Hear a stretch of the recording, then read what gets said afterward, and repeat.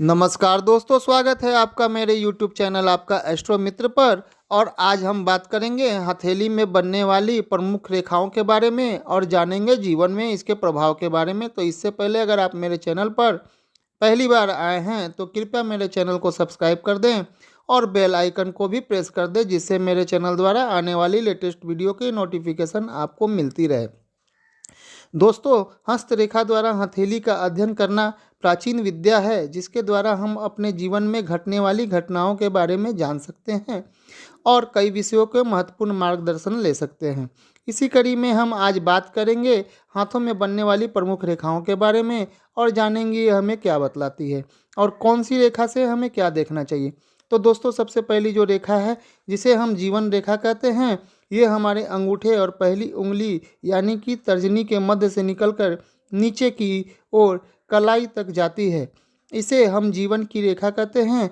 इससे हम अपनी आयु यानी अपने एज, हमारे हेल्थ और जीवन में आने वाली परेशानियों के बारे में जान सकते हैं। दूसरी प्रमुख रेखा होती है हार्ट लाइन यानी कि हृदय रेखा। इसे हम अपना व्यवहार, स्वभाव, प्रेम, इमोशन और हृदय संबंधी रोगों के बारे में जान सकते हैं। यह रेखा हमारे हथेली के एक छोर से बढ़ती हुई हमारे पहली उंगली तर्जनी अथवा मध्यमा तक जाती है।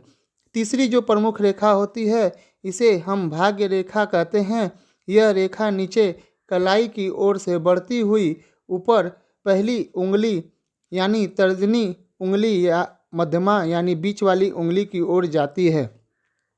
इससे हम जीवन में होने वाले आर्थिक उतार चढ़ाव के बारे में देखते हैं।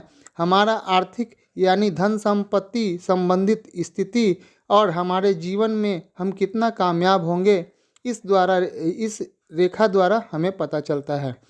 चौथी प्रमुख रेखा जिसे हम मस्तिष्क रेखा यानी माइंड लाइन कहते हैं, यह रेखा हमारे जीवन रेखा के साथ या उसके पास या उसके ऊपर से निकलती हुई दिखाई पड़ती है। मस्तिष्क रेखा द्वारा हम व्यक्ति का बौद्धिक क्षमता, उसका ज्ञान, किसी चीज़ को समझने में उसका दिमाग कैसा है, उसका मानसिक स्थिति के बारे में जान सकते हैं। पांचवी प्रमुख रेखा जिसे हम सूर्य रेखा कहते हैं, यह रेखा भाग्य रेखा के साथ या उसके आसपास से चलती हुई अनामिका यानी तीसरी उंगली की ओर जाती है। कभी कभी यह हृदय रेखा और मस्तिष्क रेखा से निकलती हुई सूर्य पर्वत यानी अनामिका उंगली की ओर जाती हुई दिखाई पड़ती है। इससे हम जीवन में मिलने वाले मान सम्मान, यश अपयश, पद, पिता का सुख और सरकारी लाभ को देखते हैं। छठी रेखा जिसे हम बुध रेखा, व्यापार रेखा या स्वास्थ्य रेखा कहते हैं, जो हमारे कलाई के ऊपर से चलते हुए बुध पर्वत यानी छोटी उंगली की ओर जाती है, इसे हम बुध रेखा कहते हैं।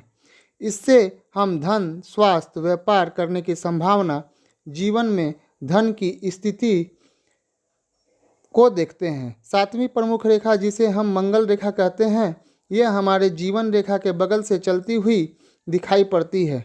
यह रेखा अंगूठे और पहली उंगली के बीच से चलती हुई नीचे कलाई तक जाती है। यह रेखा जीवन रेखा के सहायक रेखा के अनुसार काम करती है। जीवन रेखा में टूट फूट होना या जीवन रेखा के ना होने पर इसे जीवन रेखा माना जाता है। यह रेखा जीवन में आने वाले कष्टों, परेशानियों को कम कर देती है। तो अगर आपको मेरा यह प्रयास अच्छा लगा हो तो कृपया मेरे चैनल को सब्सक्राइब और मेरे वीडियो को लाइक कर दें। तो आज का वीडियो यहीं समाप्त करता हूँ। नमस्कार, आपका दिन शुभ हो।